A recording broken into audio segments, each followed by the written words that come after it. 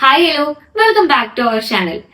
നമ്മൾ ഇന്ന് ചെയ്യാൻ പോകുന്നത് ദ ഗേൾ ഫ്രണ്ട് എന്ന് പറയുന്ന മൂവിന്റെ റിവ്യൂ അല്ല. ഈ മൂവിയിൽ പറയുന്ന കോണ്ടന്റും നമ്മുടെ റിയൽ ലൈഫുമായിട്ട് കുറച്ച് കണക്ഷൻസ് ഉണ്ട്. ആ കണക്ഷൻസിനെ കുറിച്ചിട്ടാണ് നമ്മൾ സംസാരിക്കാനായിട്ട് പോകുന്നത്. സോ ഇന്നത്തെ നമ്മുടെ ടോപ്പിക് എന്ന് പറയുന്നത് സ്വീറ്റ് പോയ്സൺ. എന്താണ് ഈ സ്വീറ്റ് പോയ്സൺ എന്ന് പറഞ്ഞു കഴിഞ്ഞാല്, ഇപ്പൊ നമുക്ക് ഒരു ഹണിയിൽ മിക്സ് ചെയ്ത് നമുക്ക് പോയ്സൺ തന്നാലും ഇത് പോയ്സൺ ആണെന്ന് പറഞ്ഞു തന്നു കഴിഞ്ഞാലും നമ്മൾ അത് കഴിച്ചു കഴിയുമ്പോൾ നമുക്ക് ഉണ്ടാകുന്ന എഫക്റ്റ് എന്ന് പറയുന്നത് സെയിം ആണ് അല്ലെ. ഇതുപോലെ തന്നെയാണ് ഈ ഇമോഷണൽ അബ്യൂസും അതുപോലെ തന്നെ റിലേഷൻഷിപ്പിൽ ഉണ്ടാവുന്ന ടോക്സിസിറ്റിയും. അതിന് നമുക്ക് രണ്ട് രീതിയിൽ എക്സ്പ്രസ് ചെയ്യാനായിട്ട് പറ്റും. ഇത് ഡയറക്റ്റ് ടോക്സിസിറ്റി ആണെന്ന് നമ്മളുടെ വിക്ടിമിന്, അതായത് ഇത് അനുഭവിക്കുന്ന ആൾക്ക് മനസ്സിലാക്കാൻ പറ്റാത്ത രീതിയിലും ഭയങ്കര സ്വീറ്റ് ആയിട്ട്, ഭയങ്കര ലവിങ് ആയിട്ട്, ഭയങ്കര കെയറിങ് ആയിട്ടും ഈ ഒരു കൺട്രോളിങ്, ടോക്സിസിറ്റി, ഇമോഷണൽ അബ്യൂസ് ഇതെല്ലാം എക്സ്പ്രസ് ചെയ്യാനായിട്ട് പറ്റും. സോ ഇത് നമ്മൾ ഡിസ്കസ് ചെയ്യാനായിട്ട് പോകുന്നത് 4 കാര്യങ്ങളാണ്. ഫസ്റ്റ് വൺ, ഈ ഒരു മൂവിയിൽ പറയുന്ന മെയിൻ കോണ്ടന്റ് എന്താണ്. സെക്കൻഡ് വൺ, ഈ മൂവിയും നമ്മുടെ റിയൽ ലൈഫുമായിട്ട് എങ്ങനെയാണ് കണക്ഷൻസ് വരുന്നത്. തേർഡ് വൺ, ഈ മൂവിയില് ഈ ടോക്സിസിറ്റി കാണിക്കുന്ന ആള് എന്തുകൊണ്ടാണ് ഇത്തരത്തിലുള്ള സ്വഭാവം കാണിക്കുന്നത് എന്നുള്ളതിന്റെ ഒരു സൈക്കോളജിക് റീസണും. ഇത്തരത്തിലുള്ള ടോക്സിക് പീപ്പിൾസിനെ നമുക്ക് ചുറ്റും ഐഡന്റിഫൈ ചെയ്യുകയാണെന്നുണ്ടെങ്കിൽ അതിനോട് എങ്ങനെ പ്രതികരിക്കണം, അല്ലെങ്കിൽ ആ ഒരു സിറ്റുവേഷനെ എങ്ങനെ ഡീൽ ചെയ്യണം. ഈ 4 കാര്യങ്ങളാണ് നമ്മൾ ഈ ഒരു വീഡിയോയിലൂടെ ഡിസ്കസ് ചെയ്യാനായിട്ട് പോകുന്നത്. അപ്പൊ ആദ്യം തന്നെ ദ ഗേൾ ഫ്രണ്ട് എന്ന് പറയുന്ന മൂവിയുടെ ഒരു ഷോർട്ട് സമ്മറി പറഞ്ഞുകൊണ്ട് നമുക്ക് സ്റ്റാർട്ട് ചെയ്യാം. ഇതിൽ മെയിൻ ആയിട്ട് ഈ ഒരു മൂവി ലീഡ് ചെയ്യുന്നത് 2 ക്യാരക്ടേഴ്സ് ആണ്. ഒന്ന് ഭൂമാദേവി എന്ന് പറയുന്ന നമ്മുടെ രശ്മിക ചെയ്തിട്ടുള്ള ക്യാരക്ടറും രണ്ടാമത്തേത് വിക്രം എന്ന് പറയുന്ന ഒരു ക്യാരക്ടറും. അപ്പോ ഇതിന്റെ സ്റ്റാർട്ടിങ്ങില് ഇവർ രണ്ടുപേരും തമ്മിൽ ഒരു റൊമാൻറ്റിക് റിലേഷൻഷിപ്പിലാവുന്നു. ഭയങ്കര സ്വീറ്റ് ആയിട്ടാണ് വിക്രം ഭൂമേനോട് പെരുമാറുന്നത്. എല്ലാ കാര്യങ്ങളും ഭയങ്കര കെയറിങ് ആയിട്ട്, പ്രൊട്ടക്റ്റീവ് ആയിട്ട്, അങ്ങനെ ഒരു ക്യാരക്ടറാണ്. പിന്നെ മൂവി കുറച്ച് അങ്ങോട്ട് നീങ്ങുന്ന സമയത്ത് ഭൂമയുടെ പല കാര്യങ്ങളോടും നോ പറയുന്നു. ഭൂമേനെ ഇൻഡയറക്റ്റ് ആയിട്ട് കൺട്രോൾ ചെയ്യുന്നു. അങ്ങനെ മൂവി കുറച്ചൊക്കെ ആവുന്ന സമയത്ത് ഭൂമയ്ക്ക് അവൾക്ക് എന്താ വേണ്ടതെന്നും അല്ലെങ്കിൽ അവൾ ആരാണെന്ന് പോലും മനസ്സിലാക്കാൻ പറ്റാത്ത രീതിയിൽ അവളെ തന്നെ മറന്നു പോകുന്ന ഒരു സിറ്റുവേഷനിലേക്ക് എത്തുന്നു. പിന്നീട് അവൾ അത് തിരിച്ചറിയുന്നു, അതിൽ നിന്ന് പുറത്തു വരുന്നു. ഈ രീതിയിലാണ് സ്റ്റോറി പോകുന്നത്. അപ്പോ ഇതിലെ മെയിൻ കോണ്ടന്റ് എന്ന് പറയുന്നത് സ്വീറ്റ് ആയിട്ടുള്ള ടോക്സിസിറ്റി ആണ്. ഇവര് ബ്രേക്കപ്പ് ആവുന്ന ഒരു സിറ്റുവേഷൻ ഈ ഒരു മൂവിയിൽ വരുന്നുണ്ട്. അപ്പൊ ആ സമയത്ത് ഈ ഒരു ഭൂമ എന്ന് പറയുന്ന ക്യാരക്ടറിനോട് ചോദിക്കുന്നുണ്ട്, ഈ വിക്രം എന്ന് പറയുന്ന ക്യാരക്ടർ, ഞാൻ നിന്നോട് ഒരിക്കലും ദേഷ്യപ്പെട്ടിട്ടില്ല, ഒരിക്കൽ പോലും നിന്നെ തല്ലിയിട്ടില്ല, നിന്റെ മുഖം കറുത്ത് ഒരു വാക്ക് ഞാൻ നിന്നോട് പറഞ്ഞിട്ടില്ല, പിന്നെയും എന്തിനാണ് നീ ഈ ഒരു റിലേഷൻഷിപ്പ് ബ്രേക്ക് ചെയ്യുന്നതെന്നുള്ള രീതിയിലുള്ള ഒരു കോൺവെർസേഷൻ അതിൽ വരുന്നുണ്ട്. അപ്പോ ശരിയാണ്, ഇതൊക്കെ ശരിയാണ്. ഈ വിക്രം എന്ന് പറയുന്ന ക്യാരക്ടർ അത്രയും സ്വീറ്റ് ആയിട്ടാണ് ഈ ഒരു ഭൂമ എന്ന് പറയുന്ന ക്യാരക്ടറിനെ ഹാൻഡിൽ ചെയ്യുന്നത്. പക്ഷേ ആള് ചെയ്യുന്നത് കൺട്രോളിങ് ആണ്. നമുക്ക് ആ മൂവി കാണുന്ന സമയത്ത് മനസ്സിലാവും. ഭയങ്കര സ്നേഹത്തോടെ ഭൂമിക്ക് ഇഷ്ടമുള്ള പല കാര്യങ്ങളോടും നോ പറയുന്നു, അതിനെ റെസ്ട്രിക്ട് ചെയ്ത് വെക്കുന്നു. ഈ രീതിയിലാണ് മൂവി പോകുന്നത്. നെക്സ്റ്റ് നമുക്ക് ദ ഗേൾ ഫ്രണ്ട് എന്ന് പറയുന്ന മൂവിയിലെ കോർ ആയിട്ടുള്ള കോണ്ടന്റ് നമ്മുടെ റിയൽ ലൈഫിനെ കണക്ട് ചെയ്തിട്ട് എങ്ങനെയാണ് വരുന്നതെന്ന് നോക്കാം. ഇതിൽ ഭൂമയുടെ ക്യാരക്ടറിനെ കൺട്രോൾ ചെയ്യുന്നത് വിക്രം എന്ന് പറഞ്ഞിട്ടുള്ള ഭൂമയുടെ ബോയ് ഫ്രണ്ട് ആയിട്ട് വരുന്ന ഒരു ക്യാരക്ടറാണ്. പക്ഷെ നമ്മുടെ റിയൽ ലൈഫിൽ അത് ബോയ് ഫ്രണ്ട് ആയിരിക്കണം എന്ന് നിർബന്ധമൊന്നുമില്ല. മെജോറിറ്റി ബോയ് ഫ്രണ്ട്സ് ഉണ്ടാവാം, മേ ബി അത് ഹസ്ബൻഡ് ആവാം, അല്ലെങ്കിൽ നമ്മുടെ പാരന്റ്സിൽ ആരെങ്കിലും ആവാം, ഫാദറോ മദറോ ആവാം, അല്ലെങ്കിൽ നമ്മുടെ ബ്രദർ ആവാം, നമ്മുടെ സിസ്റ്റർ ആവാം, ആരും ആവാം, അല്ലെങ്കിൽ നമ്മുടെ ഒരു ക്ലോസ് ഫ്രണ്ട് വേണമെങ്കിലും ആവാം, ഈ ഒരു കൺട്രോളിങ് മെന്റാലിറ്റിയുള്ള ആളുകൾ. പക്ഷെ ഇതിലെ ഏറ്റവും സാഡ് പാർട്ട് എന്താന്ന് വെച്ച് കഴിഞ്ഞാല്, ഇവര് നമ്മളെ കൺട്രോൾ ചെയ്യാണെന്ന് നമുക്ക് തിരിച്ചറിയാൻ പറ്റില്ല. നമ്മളൊരു കൺഫ്യൂസ്ഡ് സ്റ്റേജിലായിരിക്കും ഉണ്ടാവാം.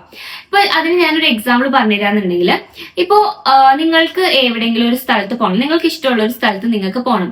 അപ്പൊ ആ കാര്യം നിങ്ങൾ നിങ്ങളുടെ ബോയ് ഫ്രണ്ടിനോട് പറയാണ്, എനിക്ക് ഈ സ്ഥലത്ത് പോകണം. അപ്പൊ അവൻ നിങ്ങളോട് ഡയറക്റ്റ് ആയിട്ട് നോ പറയണം, ഇല്ല നീ അവിടെ പോകണ്ട, നീ അവിടെ പോയി കഴിഞ്ഞാൽ ശരിയാവില്ല, നീ അവിടുന്ന് പോകാൻ പാടില്ല, അങ്ങനത്തെ രീതിയിൽ നമ്മളോട് ഡയറക്റ്റ് ആയിട്ട് നോ പറയുമ്പോൾ നമുക്കത് മനസ്സിലാക്കാൻ പറ്റും, യെസ് ഇതൊരു റെസ്ട്രിക്ഷൻ ആണ്. നമ്മൾ ആഗ്രഹിക്കുന്ന ഒരു കാര്യത്തിനോട് അവർ നോ പറയുന്നു, ഇതൊരു റെസ്ട്രിക്ഷൻ ആണെന്ന് നമുക്ക് ക്ലിയർ ആയിട്ട് മനസ്സിലാക്കാൻ പറ്റുന്ന ഒരു കാര്യമാണ്.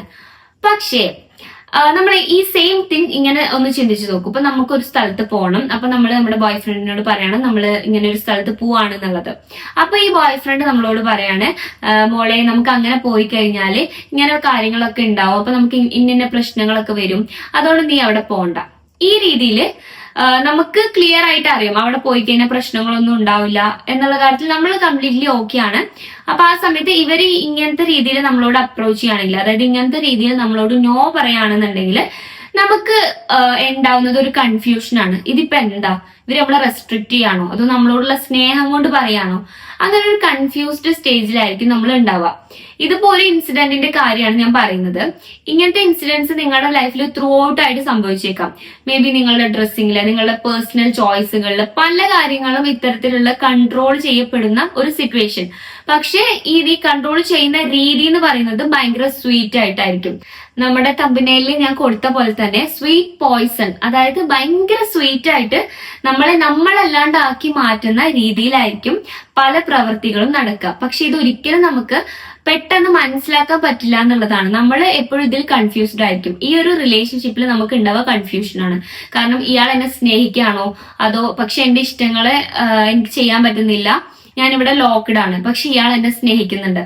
ഈ ഒരു സാധനമായിരിക്കും നിങ്ങളുടെ മൈൻഡിൽ കംപ്ലീറ്റ് ആയിട്ട് ഉണ്ടാവുക. പക്ഷെ നിങ്ങൾ മനസ്സിലാക്കേണ്ട ഒരു കാര്യം, ലവിന് കൊടുക്കാൻ പറ്റുന്ന ഏറ്റവും ബ്യൂട്ടിഫുൾ ആയിട്ടുള്ള ഒരു ഡെഫിനിഷൻ ആണ് ഒരാളെ അയാളായി ജീവിക്കാൻ അല്ലെങ്കിൽ ഒരാളെ അയാളായി തുടരാൻ അനുവദിക്കുക എന്ന് പറയുന്നത്. അയാളായി തുടരാൻ അനുവദിക്കുക അങ്ങനെ പറഞ്ഞാൽ എന്താ? അതായത് ഒരാളുടെ ഇഷ്ടങ്ങളെ, അയാളുടെ ഡിസിഷൻസിനെ, അയാളുടെ ഒപ്പീനിയൻസിനെ റെസ്പെക്ട് ചെയ്യുക. ഒരു ഡിസിഷൻ എടുക്കാനും ഒരു ഒപ്പീനിയൻ പറയാനും അയാളുടെ കാര്യങ്ങൾ അയാളുടെ ഇഷ്ടത്തിന് ചെയ്യാനുമുള്ള റൈറ്റ് അയാൾക്കുണ്ട്. അതിൽ നമ്മൾ കയറി ഇന്റർഫിയർ ചെയ്ത് കൺട്രോൾ ചെയ്യാതിരിക്കുക. ഇതാണ് നമ്മൾ സ്നേഹിക്കുന്ന ഒരാളടുത്ത് നമുക്ക് ചെയ്യാൻ പറ്റുന്ന ഏറ്റവും ബ്യൂട്ടിഫുൾ ആയിട്ടുള്ള ഒരു ലവ് ലാംഗ്വേജ് എന്ന് പറയുന്നത്. ഇനി നമുക്ക് കുറച്ച് സൈക്കോളജി പറയാം. ഭൂമയുടെ ലൈഫിലെ വിക്രമിനെ പോലെ നിങ്ങളുടെ ലൈഫിലുള്ള വിക്രം എന്തുകൊണ്ടാണ് ഇതുപോലെ നിങ്ങളോട് പെരുമാറുന്നതെന്ന് നിങ്ങൾക്ക് അറിയാൻ താല്പര്യമുണ്ടോ? എങ്കിൽ ഇനി നമ്മൾ നോക്കാൻ പോകുന്നത് ഈ ഒരു ബിഹേവിയർ നിങ്ങളുടെ പാർട്ട്ണറിൽ ഉണ്ടാക്കാൻ കാരണമാകുന്ന സൈക്കോളജിക് റീസൺസ് ആണ്. അതിൽ ഫസ്റ്റ് വൺ വരുന്നത് ഇൻസെക്യൂരിറ്റി ആൻഡ് ഫിയർ.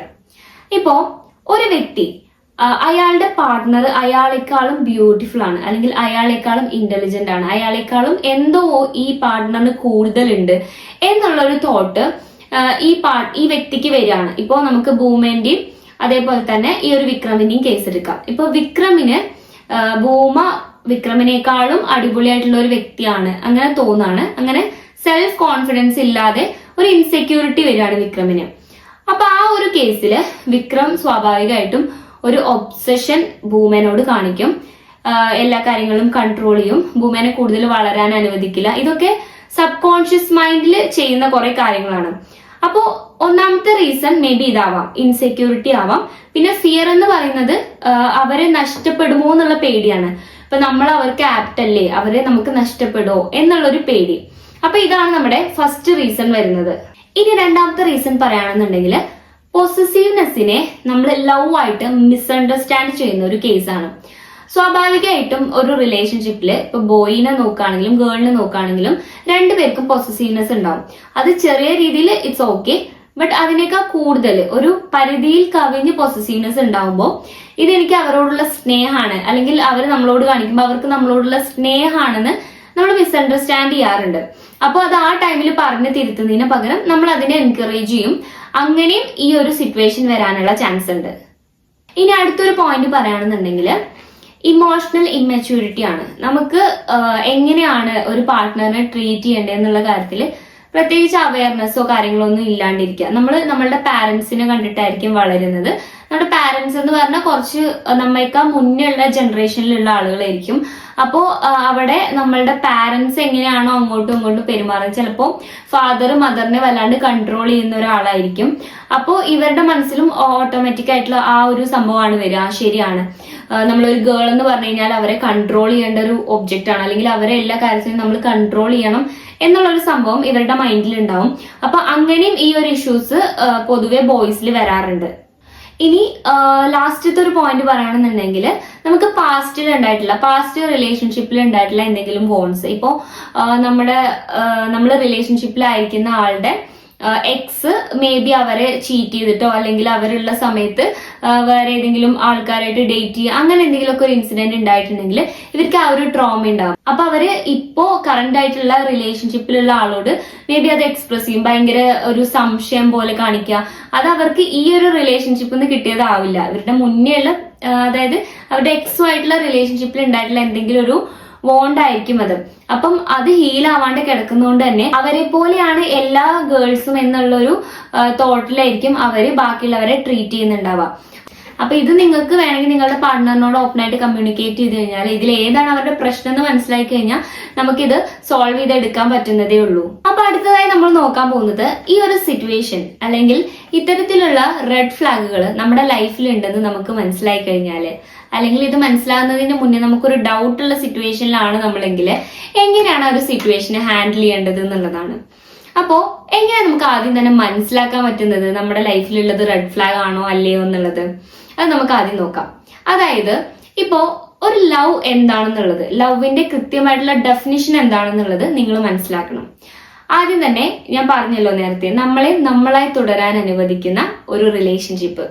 അതുപോലെ തന്നെ നമ്മളൊരു റിലേഷൻഷിപ്പിലാണെങ്കിൽ ആ റിലേഷൻഷിപ്പ് നമ്മളെ ഗ്രോ ചെയ്യിപ്പിക്കുന്നുണ്ടോ, അതായത് നമുക്ക് സെൽഫ് ഗ്രോത്ത് ഉണ്ടാകുന്നുണ്ടോ, ഇപ്പൊ നമ്മുടെ കോൺഫിഡൻസ് ഇമ്പ്രൂവ് ആവുന്നുണ്ടോ, ഇപ്പൊ നമ്മൾ പഠിക്കുകയാണെങ്കിൽ നമുക്ക് പഠിക്കാനുള്ള ഒരു ടെൻഡൻസി വരുന്നുണ്ടോ, അല്ലെങ്കിൽ നമ്മൾ വർക്ക് ചെയ്യുകയാണെങ്കിൽ അതിൽ ആ ഒരു വർക്ക് പ്രഷർ ഉണ്ടാകുമ്പോൾ ഈ ഒരു വ്യക്തിയോട് സംസാരിച്ചു കഴിഞ്ഞാൽ നമുക്കൊരു പീസ് കിട്ടുന്നുണ്ടോ, അങ്ങനെ നമ്മൾ സെൽഫ് ഗ്രോ ചെയ്യാൻ എന്തെങ്കിലും രീതിയിൽ ഇത് ഹെൽപ്പ് ചെയ്യുന്നുണ്ടോ എന്നുള്ളതിനെ പറ്റിയിട്ട് നമ്മൾ തിങ്ക് ചെയ്യുക.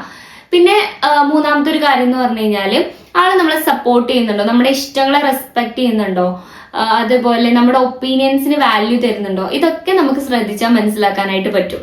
ഇനി നാലാമതായിട്ട് നമ്മൾ ശ്രദ്ധിക്കേണ്ട ഒരു കാര്യം എന്ന് പറഞ്ഞു കഴിഞ്ഞാല് എല്ലാ റിലേഷൻഷിപ്പിലും പ്രോബ്ലംസ് ഉണ്ടാവും. അപ്പോൾ ഇതിൽ കൂടുതൽ വരുന്നത് പ്രോബ്ലംസ് ആണോ എന്നുള്ളത് നമ്മൾ ചെക്ക് ചെയ്യുക. അതായത് ഇപ്പൊ ഒരു 80% നമ്മൾ ആ റിലേഷൻഷിപ്പിൽ അടിപൊളിയായിട്ടാണ് പോകുന്നത്, ആള് നല്ല സപ്പോർട്ടീവ് ആണ്, നമ്മളെ റെസ്പെക്ട് ചെയ്യുന്നുണ്ട്, എല്ലാം ഓക്കെയാണ്. ഒരു 20% നമ്മൾ തമ്മിൽ ഇടയ്ക്കിടയ്ക്ക് ഓരോ അഭിപ്രായ വ്യത്യാസങ്ങൾ, പ്രശ്നങ്ങൾ ഉണ്ടാവുന്നു, നമ്മൾ കരയുന്നു, അങ്ങനെയുള്ള ഇഷ്യൂസ് ഒക്കെ ഉണ്ടാവുന്നു. അങ്ങനെയാണെങ്കിൽ ദാറ്റ് വാസ് ഓക്കെ. ബട്ട് ഇപ്പൊ നിങ്ങൾക്ക് നിങ്ങളുടെ റിലേഷൻഷിപ്പ് ശ്രദ്ധിച്ചാൽ മനസ്സിലാക്കാനായിട്ട് പറ്റും, നമുക്ക് എപ്പോഴും സങ്കടം, എന്നും പ്രശ്നങ്ങളാണ്. ഒന്നല്ലെങ്കിൽ ഒരു പ്രശ്നം, നമ്മളിങ്ങനെ നമുക്ക് ഒന്നിലും ഫോക്കസ് ചെയ്യാൻ പറ്റുന്നില്ല, ശ്രദ്ധിക്കാൻ പറ്റില്ല, ഒന്നും പറ്റുന്നില്ല.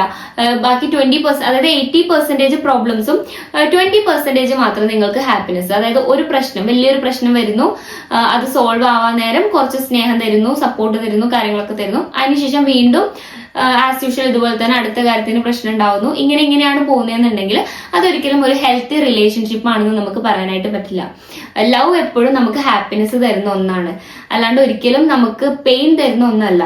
സോ നിങ്ങൾക്ക് ഒന്ന് അനലൈസ് ചെയ്താൽ തന്നെ മനസ്സിലാവും നിങ്ങൾ ഇപ്പോൾ ഉള്ളത് ടോക്സിക് ആയിട്ടുള്ള ഒരു റിലേഷൻഷിപ്പിലാണോ അതോ ഹെൽത്തി ആയിട്ടുള്ള ഒരു റിലേഷൻഷിപ്പിലാണോ എന്നുള്ളത്. പിന്നെ ആരാണ് റെഡ് ഫ്ലാഗ്, ആരാണ് ഗ്രീൻ ഫോറസ്റ്റ് എന്നൊക്കെ ചോദിച്ചു കഴിഞ്ഞാല് അതൊരിക്കലും നമുക്ക് ജനറലൈസ് ചെയ്ത് പറയാൻ പറ്റുന്ന ഒരു കാര്യമല്ല. ഓരോ വ്യക്തികൾക്കും ഓരോ രീതിയിലായിരിക്കും അവരവരുടെ നീഡ്സ് ഉണ്ടാവുക. അതിനനുസരിച്ച് ഇതെല്ലാം വേരി ചെയ്യുന്ന ഒന്നാണ്. ഇപ്പൊ നമ്മളുടെ നീഡ് എന്താണോ അതിനനുസരിച്ച് അതിന് ആപ്റ്റ് ആവുന്ന ഒരു പാർട്ട്ണറെ മെച്ചുവേർഡ് ആയിട്ട് ഡിസിഷൻ എടുക്കാൻ പറ്റുന്ന ഒരു ടൈമിൽ നമ്മൾ പാർട്ട്ണറിനെയൊക്കെ ചൂസ് ചെയ്യുന്നതായിരിക്കും ഏറ്റവും ബെറ്റർ ആയിട്ടുള്ള ഒരു കാര്യം. കാരണം എന്താണെന്ന് വെച്ച് കഴിഞ്ഞാൽ ഇപ്പോൾ ഞാൻ എൻ്റെ ഒരു എക്സാമ്പിൾ പറയുന്നുണ്ടെങ്കിൽ ഞാൻ 10th പഠിക്കുന്ന സമയത്ത് എനിക്ക് പാർട്ട്ണറിനെ കുറിച്ച് ഉണ്ടായിരുന്ന ഒരു കോൺസെപ്റ്റ് ആയിരുന്നില്ല ഞാൻ 12th പഠിക്കുന്ന സമയത്ത് ഉണ്ടായിരുന്നത്. ഞാൻ 12th പഠിക്കുന്ന സമയത്ത് ഉണ്ടായിരുന്ന കോൺസെപ്റ്റ് അല്ല ഞാൻ ഡിഗ്രി ഫൈനൽ ഇയർ പഠിക്കുന്ന സമയത്ത് എനിക്ക് ഉണ്ടായിരുന്നത്. അതായത് നമ്മുടെ ഏജ് കൂടുന്നതിനനുസരിച്ച് നമ്മൾ കൂടുതൽ കാര്യങ്ങളെ കുറിച്ച് അറിയുന്ന സമയത്ത് അപ്പോഴാണ് നമ്മൾ ആരാണെന്ന് മനസ്സിലാക്കുക. അതായത് നമുക്ക് ഏത് വേ ആണ് പോകേണ്ടത്, നമുക്ക് എന്താണ് ചെയ്യേണ്ടത്, നമ്മളുടെ ഇഷ്ടങ്ങൾ എന്തൊക്കെയാണെന്ന് നമ്മൾ അപ്പോഴാണ് മനസ്സിലാക്കുന്നത്. അപ്പൊ ആ ഒരു സമയത്ത് മാത്രമാണ് നമുക്ക് കറക്റ്റ് ആയിട്ട് നമ്മൾക്ക് എങ്ങനത്തെ പാർട്ട്ണറിനെയാണ് വേണ്ടതെന്നുള്ള ഒരു ഡിസിഷൻ എടുക്കാനുള്ള മെച്യൂരിറ്റി ആവുള്ളൂ. ഈ 10th 12th ഒക്കെ പഠിക്കുന്ന സമയത്ത് നമുക്ക് ഉണ്ടാവുന്നത് ഒരു തരം ഇൻഫാക്ച്വേഷൻ ആണ്. അവരുടെ എന്തെങ്കിലും ഒരു കാര്യത്തിലേക്ക് നമുക്ക് അട്രാക്ഷൻ തോന്നിയിട്ടുണ്ടാവാം. പിന്നെ അവരങ്ങനെയാണല്ലോ, അവരുടെ ക്യാരക്ടർ അങ്ങനെ ആയതുകൊണ്ട് നമുക്കും അങ്ങനെ ആ ഒരു ക്യാരക്ടറിനെ അഡ്ജസ്റ്റ് ചെയ്ത് ജീവിക്കുക എന്നുള്ള ഒരു രീതിയിലായിരിക്കും നമ്മളുടെ പോക്ക്. സോ എല്ലാവരും മെച്യൂർഡ് ആയിട്ട് ഡിസിഷൻസ് എടുക്കാനായിട്ട് ശ്രദ്ധിക്കുക. നമ്മുടെ ലൈഫിൽ എടുക്കുന്ന ഏറ്റവും ഇമ്പോർട്ടൻ്റ് ആയിട്ടുള്ള ഡിസിഷൻ ആണ് ആരാവണം നമ്മളുടെ പാർട്ട്ണർ എന്നുള്ളത്. അപ്പൊ ആ കാര്യത്തിൽ നിങ്ങൾ നന്നായിട്ട് ആലോചിച്ച് തീരുമാനങ്ങൾ എടുക്കുക. So be safe. ഈ ഒരു വീഡിയോ നിങ്ങൾക്ക് യൂസ്ഫുൾ ആവും എന്ന് വിശ്വസിക്കുന്നു. വീഡിയോ ഇഷ്ടമാണെങ്കിൽ ലൈക്ക് ചെയ്യുക, നിങ്ങളുടെ ഒപ്പീനിയൻസ് താഴെ കമന്റ് ബോക്സിൽ കമന്റ് ചെയ്യുക, ചാനൽ സബ്സ്ക്രൈബ് ചെയ്യുക. It's me Rashna signing of.